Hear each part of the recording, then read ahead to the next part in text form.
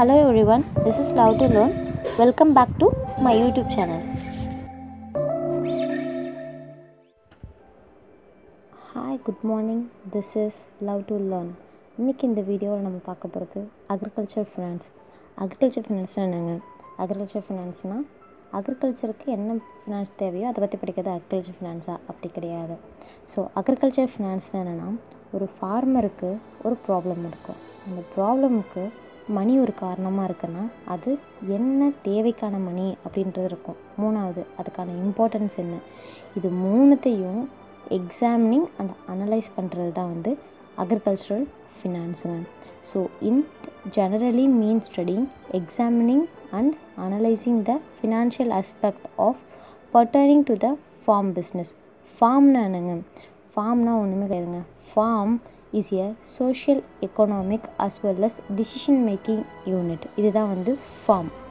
So இதில் 3 element பார்க்க போகிறோம். ஃபஸ்ட்டு ஒன்று ப்ராப்ளம், ரெண்டாவது நீட்னா என்னன்னா கிரெடிட் நீட், மூணாவது இம்பார்ட்டன்ஸ். ஸோ ஃபஸ்ட்டு ப்ரீஃபாக பார்க்க போகிறது ப்ராப்ளம். ஸோ ப்ராப்ளம் பொறுத்த வரைக்கும் ஃபார்மருக்கு 3 ப்ராப்ளம் சொல்கிறாங்க. ஒன்று இல்லிட்ரஸி, ரெண்டாவது அக்சசிபிலிட்டி, மூணாவது டிஸ்கரேஜ்மெண்ட்டு. ஸோ இல்லிட்ரஸி எல்லாருக்குமே தெரியும்.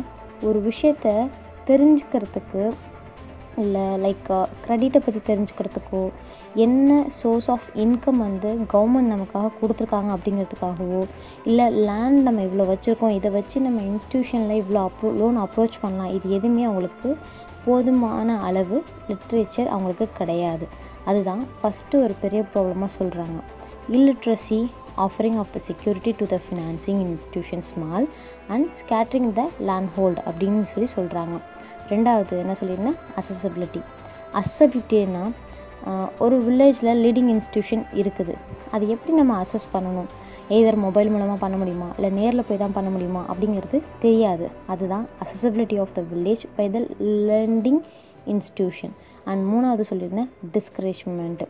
ஸோ ஃபார்மர்ஸ்னாலே தெரியும் எவ்வளோ ப்ராப்ளம்ஸ் போயிட்டுருக்குதுன்னு. பட் அது ஒரு சில டிஸ்கரேஜ்மெண்ட் மட்டும் சொல்லணுன்னா, இப்போது பேங்க்லேருந்து யாராவது வராங்கன்னா அவங்கள்ட்ட எப்படி அப்ரோச் பண்ணணும், இந்த மாதிரி எதுவுமே தெரியாமல் கொஞ்சம் அவங்களுக்குள்ள ஒரு இன்ஃபீரியாரிட்டி காம்ப்ளெக்ஸ் க்ரியேட் ஆகிருக்கும். அதுதான் ஒரு பெரிய ப்ராப்ளமாக சொல்கிறாங்க.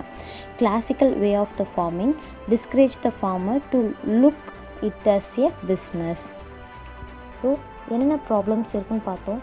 இப்போ அடுத்ததாக நீட்ஸ் என்ன அப்படின்னு பார்க்கலாம். ஃபார்மர்ஸ்க்கு நிறைய நீட்ஸ் இருக்கும். பட் பர்டிகுலராக க்ரெடிட் நீட்ஸ் பற்றி தான் நம்ம பார்க்க போகிறோம். அதுவும் ஏன்னா எல்லாருக்குமே தெரிஞ்ச விஷயம் தான், இந்தியன் எக்கானமியோட போன் என்ன, இல்லை back of the bone in India அப்படின்னு கேட்டோம்னாலே அது அக்ரிகல்ச்சர் தான் சொல்லுவோம். ஏன்னா 70% ஆஃப் பீப்புள் எதை பேஸ் பண்ணி இருக்கிறாங்க, அக்ரிகல்ச்சர் பேஸ் பண்ணி தான் இருக்கிறாங்க. முக்கியமாக அந்த அக்ரிகல்ச்சரல் க்ரெடிட் நீட்ஸ்னு பார்த்திங்கன்னா நிறைய இருக்குது. அதை தான் இப்போ பார்க்க போகிறோம். The Indian economy is agriculture based, so the requirement of the agricultural finance or credit in the sector is due to the following reason. First ஒரு 4 ரீசனை சொல்கிறாங்க. ஃபஸ்ட்டு ஒன்று, ரொம்ப கம்மியான பேர் மட்டும்தான் அவங்களோட ஓன் கேபிட்டல் இன்வெஸ்ட் பண்ணி அக்ரிகல்ச்சர் பண்ணுறாங்க. ரெண்டாவது, நிறையா ஃபார்மர்ஸ் சேவிங்ஸ் வச்சுக்கிட்டு அவங்களோட அக்ரிகல்ச்சரல் ஃபீல்டில் ஒர்க் பண்ணுறது கிடையாதுன்னு சொல்கிறாங்க. மூணாவது, அவங்களோட ஒவ்வொரு வாட்டி கல்டிவேட் பண்ணும்போது அவங்களுக்கு தேவையான இன்புட் வாங்கிறதுக்கு கூட சரியான டைமில் உங்களுக்கு காசு கிடைக்காதது, அதுக்கு தேவைகள் அதிகமாக இருக்குதுன்னு சொல்கிறாங்க. மூணாவது, கன்சப்ஷன் பர்பஸ். அவங்களோட டெய்லி லைஃபோட தேவைகளை பூர்த்தி செஞ்சுட்டு தான் அக்ரிகல்ச்சர் பண்ணுங்கிற நிலைமை அப்போது அவங்களுக்கு லேக் ஆஃப் த க்ரெடிட் அப்படின்ற நிலைமை அவங்களுக்கு தள்ளப்படுறாங்க. இதுதான் ஃபஸ்ட் ஒன்று. Very few farmers will have their own capital to investment. Second is farmers have hardly any saving to fall back. And third one is to purchase input resources such as a farmer machineries, fertilizers, seed etc. on the time. And last one is farm consumption purpose. So 3 element சொல்லியிருந்தேன். First ஒன்று problem, ரெண்டாவது need, and last one is important. Credit நீடோட importance என்ன, அதுவும் இந்த அக்ரிகல்ச்சரில். So இந்த India agro social economic development of the country both at micro or macro level of development.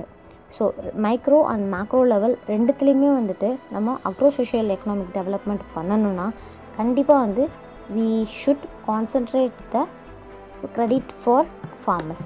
So அதுக்கு என்னென்னா ஃபஸ்ட் ஒன்று high productivity of the resources, ரெண்டாவது reduce in the regional economic imbalance, மூணாவது increase the farm income level, and last one is strengthening and development of both input and output market for the rural people for cultivating the agricultural crops or either horticulture crops. So these are all the things are important in the agricultural credits for farmers. So இப்போது meaning of agriculture finance பற்றி பார்க்கலாம். Agriculture ஃபினான்ஸோட meaning என்னென்னா, so ஃபார்மர்ஸ்க்கு மணி தேவை எப்போல்லாம் இருக்கோ அது கேஷாவோ இல்லை இன்டர்மீடியேட்ஸ் மூலமாக நம்ம வாங்குகிற பொருளுக்கு பணம் வந்து டைரெக்டாக அவங்களுக்கு பே பண்ண முடியும். இதுதான் வந்து அக்ரிகல்ச்சர் ஃபினான்ஸோட மீனிங். ஸோ ஃபஸ்ட் ஒன்று பார்த்திங்கன்னா, agriculture finance is the study of the financing and liquidity service credit provide to the farm borrowers. And second என்ன சொல்லியிருக்காங்கன்னா, இந்த study financial intermediaries who provide the loan fund to agriculture and the financial market in which this intermediate obtain their the loan able to funds அப்படின்னு சொல்லியிருக்காங்க. அதே தாங்க, நமக்கு என்ன தேவையோ, லைக் இப்போ ரைஸ் கல்டிவேட் பண்ணுறோன்னா அதுக்கு என்ன வந்து ஃபெர்டிலைசர் தேவை, சீடு தேவை, அதுக்கப்புறம் பிளான்ட் ப்ரொடக்ஷன் கெமிக்கல் தேவை, இது எல்லாம் வாங்குறதுக்கு நமக்கு ஒரு சோர்ஸ் ஆஃப் இன்கம் தேவை. இது எல்லாத்தையுமே கொடுக்கறது தான் அக்ரிகல்ச்சர் ஃபினான்ஸ் கிரெடிட் அப்படின்னு சொல்கிறாங்க. அதை டைரெக்டாக நம்மள்ட்ட லிக்விடிட்டினா கேஷாக கொடுக்குறது தான் வந்து லிக்விடிட்டி சர்வீஸ் கிரெடிட்னு சொல்லுவாங்க. அதே வந்துட்டு ஃபினான்ஷியல் இன்டர்மீடியேட்டர்ஸ்னால் வந்துட்டு நம்ம இப்போ ஒரு கடையில் வந்து ஃபெர்டிலைசர் எடுக்கிறோம், அந்த ஃபெர்டிலைசருக்கு வந்து நம்ம பணம் பே பண்ண வேணாம், நம்மள்ட்ட லோன் அமௌண்ட்டு இருக்குன்னா பேங்க் வந்து டைரெக்டாக வந்து அவங்களுக்கு பே பண்ணிடும். அது ஃபினான்ஷியல் இன்டர்மீடியேட்டர்ஸ்ன்னு சொல்கிறாங்க. ஸோ இதன் மூலயமா இப்போ ஒரு ஏரியா இருக்குன்னா அதில் ஃபினான்ஷியல் அஸ்பெக்டாக வந்துட்டு ஃபார்ம் பிஸ்னஸ் வந்துட்டு என்னென்ன தேவை அப்படின்னு சொல்லி பார்க்கணும். ஸோ பேங்க் வந்துட்டு ஃபினான்ஷியல் அஸ்பெக்ட் மட்டும் பார்க்காம ப்ரொடக்ஷன்லேருந்து நம்ம சேல் பண்ணுற வரைக்கும் ஃபார்மர்ஸ்க்கு ஹெல்ப் பண்ணுறது தான் வந்துட்டு அக்ரிகல்ச்சர் ஃபினான்ஸ்னு சொல்கிறாங்க. அதுதான் வந்துட்டு the financial aspect including the money matter related to production of agriculture product and their disposal. ப்ரொடக்ஷன்லேருந்து மார்க்கெட்டிங் வரைக்கும் நமக்கு ஹெல்ப் பண்ணுவாங்க. அந்த டேர்ம் பேர் தான் அக்ரிகல்ச்சரல் ஃபினான்ஸ் அப்படின்னு சொல்லலாங்க. ஸோ அதை கண்டினியூஷனில் வந்துட்டு சிக்னிஃபிகன்ஸ் ஆஃப் அக்ரிகல்ச்சரல் ஃபினான்ஸ்னு சொல்கிறாங்க. ஸோ ஃபஸ்ட்டு ஒன்று, இப்போது புதுசாக ஒரு சீடு வெரைட்டி ரிலைஸ் பண்ணுறாங்கன்னா அந்த சீடுக்கு ரிலேட்டடான என்ன இன்புட் தேவையோ, லைக் ஃபெர்டிலைசரோ இல்லை பிளான்ட் ப்ரொடக்ஷன் கெமிக்கலோ இல்லை வந்துட்டு லைக் இரிகேஷன் எப்படி பண்ணணும் அப்படிங்கிற விஷயத்துக்கான அந்த டெக்னாலஜியும் சொல்லிக் கொடுத்து அதுக்கான க்ரெடிட்டையும் வந்து கொடுத்தாங்கன்னா கண்டிப்பாக வந்து ப்ரொடக்டிவிட்டி வந்து நார்மலை விட அதிகப்படுத்த முடியும் அப்படின்தாங்கிறது தான் first one thing. when the newly development potential seeds are combined with purchased inputs like fertilizer and plant protection chemical in appropriate proportion will be result in higher productivity ன்னு சொல்கிறாங்க. மூணாவது, macro and micro level to develop the agro socio economic development அப்படின்னு சொல்கிறாங்க. So credit வந்துட்டு ரொம்ப முக்கியமாக வந்து எதுக்காக சொல்கிறாங்கன்னா அக்ரோ சோஷியோ எக்கனாமிக் டெவலப்மெண்ட்டுக்காக தாங்க வந்துட்டு க்ரெடிட்டை பற்றி அதுவும் முக்கியமாக அக்ரிகல்ச்சரில் பேசுது. ஸோ அதோட கன்க்ளூஷனில் தேர்டாக என்ன சொல்கிறாங்கன்னா, புது டெக்னாலஜி வந்ததுன்னா அதுக்கு இன்புட் வாங்குறதுக்கு வந்துட்டு வாங்கும்போது அது ப்ரொடக்டிவிட்டி இன்க்ரீஸ் ஆகும்னு மறுபடியும் சொல்லியிருக்காங்க. நாலாவது என்ன சொல்லியிருக்காங்கன்னா, இன்ஃப்ராஸ்ட்ரக்சர் இப்போது லைக் அட்வான்ஸாக இப்போ வந்து ஹைடெக் ஹார்ட் இருக்குது, அதுக்கப்புறம் ஹைடெக் அக்ரி இருக்குது, ஸோ ஹைட்ரோஃபோனிக் இருக்குது. இந்த மாதிரி வந்து இன்ஃப்ராஸ்ட்ரக்சர் கூட சேர்த்து ப்ரொவைட் பண்ணும்போது அதுக்கான இன்வெஸ்ட்மெண்ட் ஆக்டிவிட்டியும் வந்து கவர்மெண்ட் வந்து கொடுக்குறாங்க. அப்படி கொடுக்கும்போது ஒரு ஃபார்மரோட இன்கம் லெவலும் அதிகமாகும். இன்கம் லெவல் அதிகமாச்சுன்னா ஆட்டோமேட்டிக்காக வந்து ஸ்டாண்டர்ட் ஆஃப் லிவிங்கும் அதிகமாகும். முக்கியமாக இது அதிகமாகிறது ரூரல் ஏரியாவில் அப்படின்னு சொல்கிறாங்க. அதுக்கப்புறம் என்ன சொல்கிறாங்கன்னா, imbalance and equal goods at reducing the inter-farmer asset to the wealth variation. So இப்போதைக்கு ஏற்றத்தாழ்வு சமமாக இல்லாமல், ஸோ ஒரு இடத்துல அந்த லார்ஜ் ஃபார்மர் ஒரு பக்கம் வந்து நல்லா பண்ணிக்கிட்டு போயிட்டுருக்காங்க, ஏன்னா அவங்களோட ஓன் இன்வெஸ்ட்மெண்ட்டு. கொஞ்சம் இந்த மார்ஜினல் ஸ்மால் ஃபார்மர்ஸ் வந்து கொஞ்சம் ஸ்ட்ரகிளிங் ஆகிட்டுருக்காங்க. ஸோ இது ஈக்குவல் பேலன்ஸு இம்பேலன்ஸில் இருக்குது. ஸோ நம்ம வந்து அதை பேலன்ஸ் பண்ண முடியும். ஸோ இந்த கிரெடிட் மூலியமா அதனால் வந்து ரீஜனல் எக்கானமி டெவலப்மெண்ட் பண்ணலாம் அப்படின்னு சொல்கிறாங்க. And 6th one is both and forward and backward linkage to the economic development at the micro and macro levelனு சொல்கிறாங்க. அண்ட் லாஸ்ட் தாங்க முக்கியம், மேசிவ் இன்வெஸ்ட்மெண்ட் தான் ரொம்ப அதிகமாக இப்போதைக்கு நம்ம கவர்மெண்ட் வந்து இன்வெஸ்ட் பண்ணுறது என்னென்னு பார்த்தீங்கன்னா, ஒன்று இரிகேஷனுங்க. அது எதர் அட்வான்ஸ் டெக்னாலஜியாக இருக்கலாம், இல்லை மைக்ரோவாக இருக்கலாம், இல்லை மேக்ரோவாக இருக்கலாம், இல்லை சின்னதோ பெருசோ. ஆனால் அதிகமாக நம்ம இன்வெஸ்ட் பண்ணுறது வந்து இப்போதைக்கு இரிகேஷன், இன்னும் வந்து ரூரல் எலக்ட்ரிஃபிகேஷன். அடுத்து 3வது வந்து பார்த்திங்கன்னா installment of the fertilizer. And 4வது பார்த்திங்கன்னா pesticide plant. And last one is execution of agricultural promotional program and poverty alleviation of the program in the country அப்படின்னு சொல்லியிருக்காங்க. மேசிவ் இன்வெஸ்ட்மெண்ட் அப்படின்னு பார்த்திங்கன்னா பெரிய அளவில் வந்து நம்ம இதில் அதிகமாக இன்வெஸ்ட் பண்ணுறோம். ரீசெண்ட் டேஸில் வந்து எல்லா இடத்துலையுமே வந்து தண்ணிக்கு ப்ராப்ளம் இருக்குது. அதனால் இரிகேஷனை தான் அதிகமாக கான்சன்ட்ரேட் பண்ணிகிட்ருக்காங்க. ஸோ மொத்தம் 7 சிக்னிஃபிகன்ஸ் பார்த்தோம். ஃபஸ்ட் ஒன்று என்ன சொல்கிறாங்கன்னா, சீடு வந்துட்டு புது வெரைட்டி கொடுக்குறோன்னா அதுக்கேற்ற மாதிரி வந்துட்டு ஃபெர்டிலைசரும் பிளான்ட் ப்ரொடக்ஷனும் கொடுக்கணும். அதுக்கப்புறம் to develop the agro socio economic development. Third வந்து பார்த்திங்கன்னா இன்புட் பர்ச்சேஸு.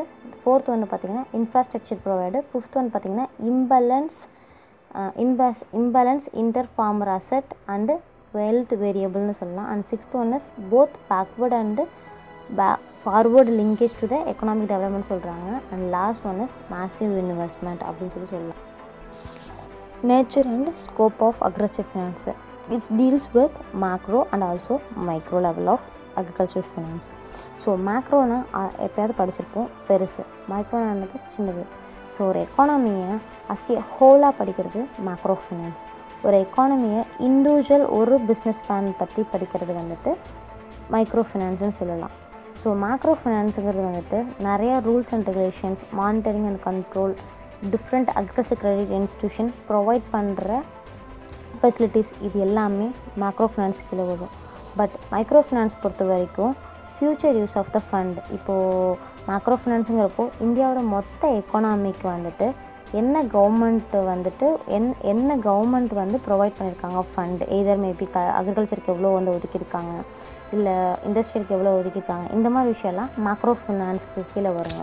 மைக்ரோ ஃபினான்ஸ்னு பார்த்தீங்கன்னா பர்டிகுலராக ஒரு பெரிய பிஸ்னஸ்மேன், லீடிங் பிஸ்னஸ்மேன் இருக்காங்கன்னா அந்த பிஸ்னஸ் யூனிட்டுக்கு வந்துட்டு எதர் மேபி அது இண்டிவிஜுவல் ஃபார்மராக கூட இருக்கலாம், அந்த ஃபார்மருக்கு வந்து சோர்ஸ் ஆஃப் கிரெடிட் எவ்வளோ ஒதுக்கியிருக்காங்க, எவ்வளோ பண்ணியிருக்காங்க, அந்த மாதிரி ஒரு பர்டிகுலர் ஒரு பெரிய பிஸ்னஸ் பிளான் பற்றி படிக்கிறது வந்து மைக்ரோ ஃபினான்ஸ்னு சொல்லுவாங்க. ரெண்டே விஷயம் தான், ஒன்று மேக்ரோ ஃபினான்ஸ், இன்னொன்று வந்து micro. So introduction of agricultural finance in India. எதுக்காக இந்தியாவில் அக்ரிகல்ச்சர் ஃபினான்ஸ் பற்றி இவ்வளோ கான்சன்ட்ரேட் பண்ணுறோம் அப்படின்னு பார்த்திங்கன்னா, ஸோ ஒரு குறிப்பிட்ட காலத்துக்கு முன்னாடி வந்துட்டு ப்ரொஃபஷ்னல் மணி லெண்டர் தான் மணி ப்ரொவைட் பண்ணிகிட்டு இருந்தாங்க, அதாவது கடன் கொடுத்துட்ருந்தாங்க ஃபார்மர்ஸ்க்கு. அதில் நிறைய ப்ராப்ளம்ஸ் இருந்தது, அதில் நிறைய பேரோட சொத்து பறிப்பு போணுச்சு.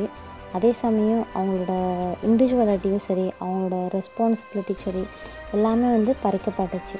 அப்போ வந்துட்டு கவர்மெண்ட் முடிவு பண்ணது, நிறைய பேர் அதனால் இறக்கவும் செஞ்சாங்க. அப்போ கவர்மெண்ட் முடிவு பண்ணது, ஏன் இதெல்லாம் நடக்குது, என்ன நடக்குதுன்னு சொல்லி ஒரு வாட்டி அவர் அனலைஸ் பண்ண ஆரம்பித்தாங்க. ஸோ ப்ரொஃபஷ்னல் மணி லெண்டர்ஸ் தான் ஒரு பெரிய ப்ராப்ளமாக இருந்தாங்க. அது மட்டும் இல்லாமல் அவங்க ஹை ரேட் ஆஃப் இன்ட்ரெஸ்ட் வந்துட்டு ஃபார்மர்ஸ்கிட்ட வாங்கிட்டு இருந்தாங்க. அது மட்டும் இல்லாமல் அந்த இன்ட்ரெஸ்ட் ரேட்டுக்கான அமௌண்ட்டும் சரி, இல்லை பிரின்சிபல் அமௌண்ட்டும் சரி, இது ரெண்டுத்தையும் வாங்கிறதுக்கு ரொம்ப வல்கரான ஆக்டிவிட்டீஸ் மூலயமா வந்துட்டு ஃபார்மர்ஸ்டேருந்து வாங்கிட்டு இருந்தாங்க. இது ஃபார்மர்ஸ்க்கு ரொம்ப ஹெவி பர்டனாக இருந்துச்சு. சம்டைம்ஸ் வந்து கமிட்டிங் த சூசைட் அளவுக்கு கூட போயிருக்குது. இது எல்லாத்தையும் தடுக்கணுன்னு தான் வந்துட்டு ஆர்பிஐ ஆக்ட் வந்து 1934 வந்துட்டு district central cooperative bank act, அதுக்கப்புறம் land development bank act leading to improve in agriculture credit. So money லெண்டர்ஸ்லேருந்து ஃபார்மர்ஸை வந்து ப்ரொடெக்ட் பண்ணுறதுக்காக மட்டும்தான் இந்த ஆக்ட் எல்லாத்தையுமே வந்து இந்தியன் கவர்மெண்ட் வந்து கொண்டு வந்துச்சு. ஸோ ஃபஸ்ட்டு ஒரு large scale credit became available with the reasonable rate of the interest. ரெண்டாவது ஈஸி டேர்ம். மூணாவது both in terms of granting loan and recovery of the them. So இதை மூணுத்துக்காக மட்டும்தான் இந்த 4 ஆக்ட் கொண்டு வரப்பட்டுச்சு. ஸோ அதுக்கப்புறம் பார்த்திங்கன்னா 1934க்கு அப்புறம் வந்து பார்த்திங்கன்னா 1969 14 மேஜர் கமர்ஷியல் பேங்க் வந்து நேஷ்னலைஸ் பண்ணிச்சு நம்ம ஆர்பிஐ கவர்மெண்ட். அதுக்கப்புறம் வந்து பார்த்திங்கன்னா ஒரு சில 6 பேங்க் வந்துட்டு மறுபடியும் நேஷ்னலைஸ் பண்ணாங்க. அதை ஃப்யூச்சரில் வந்து நீங்கள் தெரிஞ்சுக்கலாம். ஸோ லாஸ்ட் ஒன் இஸ் எதுக்காக நேஷ்னலைஸ் பண்ணியிருக்காங்கன்னா, mat mandatory for this bank to providing the finance to the agricultural as a priority sector. அதாவது முதல் முக்கியத்துவத்தை கொடுத்து அதை ஃபினான்ஸ் வந்துட்டு ஃபார்மர்ஸ்க்கு கொடுக்கறதுக்காக தான் வந்துட்டு பேங்க்கை நேஷ்னலைஸ் பண்ணாங்க 1969. Difference between financing of agriculture and other sector. So financing of அக்ரிகல்ச்சருங்கிறப்போ you think about a farmer. Financing of other sector, you think about a businessman like Ambani, Reliance Group of Company. Do you know this? So financing other sectorங்கிறப்போ industry side பார்த்துக்கலாம், financing of அக்ரிகல்ச்சர்ங்கிறப்போ farmer side பார்த்துக்கலாம். So government வந்து ஒரு credit policy and procedure வந்து initiate பண்ணுறாங்கன்னா ஃபார்மருக்கு அதை பற்றி ஒரு idea கிடைக்கவே இல்லை. அவங்க வந்து நாட் அவேர்னஸில் இருக்கிறாங்க அப்படின்னு சொல்கிறாங்க. இதுவே இண்டஸ்ட்ரி சைட் பார்த்திங்கன்னா இன்றைக்கி ப்ரொசீஜர் வந்துட்டு க்ரெடிட் அனலைசிஸ்க்கு ஏதாவது பண்ணுறாங்கன்னா அதை அன்றைக்கே எல்லாருக்குமே தெரியப்படுத்துறது ரொம்ப ஈஸியாக இருக்குது அப்படின்னு சொல்கிறாங்க. ரெண்டாவது பாயிண்ட் என்ன சொல்கிறாங்கன்னா, maintaining the farm record is too difficult in அக்ரிகல்ச்சர்னு சொல்கிறாங்க. ஆனால் இண்டஸ்ட்ரி சைட் பார்த்திங்கன்னா this is efficiency of maintaining the farm ரெக்கார்ட்னு சொல்கிறாங்க. மூணாவது பார்த்திங்கன்னா, the farming is expose to natural calamities and uncertainty. Full and full அதையும் நேச்சுரல் கலாமிட்டிஸ் பேஸ் பண்ணி தான் இருக்குது. மேபி சம்டைம்ஸ் அது அன்சர்டனிட்டி ஆகும்னு சொல்கிறாங்க.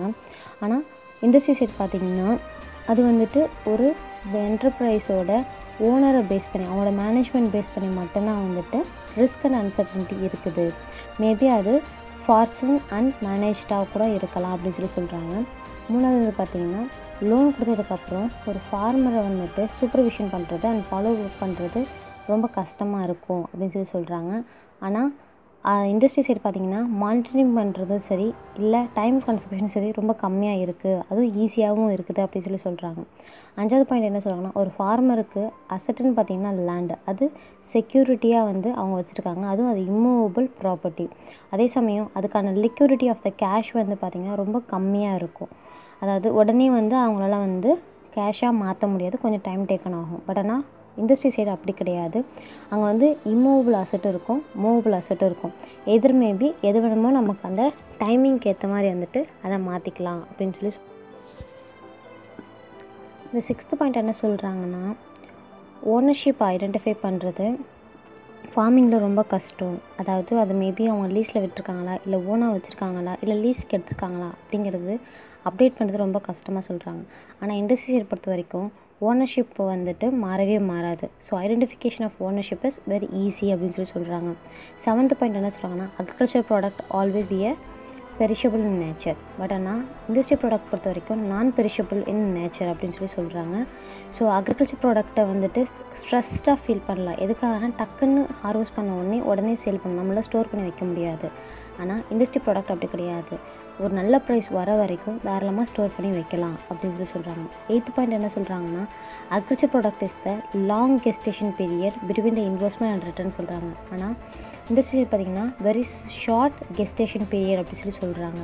9th ஒன் என்னென்னா, எப்போதுமே அக்ரிகல்ச்சர் ப்ராடக்ட் வந்து seasonal oriented repayment schedule for farmers அப்படின்னு சொல்கிறாங்க. Income generation from investment of seasonal ஓரியன்டட்னு சொல்கிறாங்க. ஆனால் இண்டஸ்ட்ரியை பொறுத்த வரைக்கும் இன்கம் ஜென்ரேஷன் இந்த கண்டினியூஸ் ப்ராசஸ்ன்னு சொல்கிறாங்க. 10th ஒன் என்ன சொல்கிறாங்கன்னா, அடிக்குவேட் இன்ஃப்ராஸ்ட்ரக்சர் வந்துட்டு அக்ரிகல்ச்சருக்கு வந்துட்டு ப்ரொவைட் பண்ண முடியாது. மேபி இப்போ நியூ டெக்னாலஜியில் வேணால் பாசிபிலிட்டி கம்மியாக இருக்கும் அப்படின்னு சொல்கிறாங்க. ஆனால் இண்டஸ்ட்ரி சைடு பொறுத்த வரைக்கும் எப்போதுமே sufficient infrastructure is available to the implementing the scheme அப்படின்னு சொல்கிறாங்க. அண்ட் லாஸ்ட் பாயிண்ட்டாக என்ன சொல்கிறாங்கன்னா, அக்ரிகல்ச்சர் பொறுத்த வரைக்கும் எக்ஸ்டர்னல் இன்ஃப்ளூயன்ஸ் வந்து யூஸ் பண்ணலாம். அதாவது சப்போஸ் இப்போ வந்து அன்சர்டனிட்டி எதாவது நடந்துச்சுன்னா அப்போ அவங்க ராங் டைரெக்ஷனாக போய்ட்டு அவங்களால வந்து பே பண்ண முடியல அப்படிங்கிறப்போ அதை நம்மளால் கரெக்ட் பண்ண முடியும். பட் ஆனால் இண்டஸ்ட்ரி பொறுத்த வரைக்கும் அதை பண்ண முடியாது. ஒன்ஸ் அவங்க வந்துட்டு ஏதாவது மிஸ்பிஹேவ் பண்ணிட்டாங்க இல்லை மிஸ்லீட் பண்ணிட்டாங்கன்னா அவங்களுக்கு அதுக்கான எக்ஸ்டர்னல் இன்ஃப்ளூயன்ஸை யூஸ் பண்ண முடியாது. அது வந்து வெல் ஆர்கனைஸ் ஸ்ட்ரக்சராக இருக்கிறதுனால அதை யூஸ் பண்ண முடியாதுன்னு சொல்கிறாங்க. தேங்க்யூ ஃபார் வாட்சிங் and keep on the love to learn. Art is long and life is short, so keep going and keep enjoying the love to learn videos.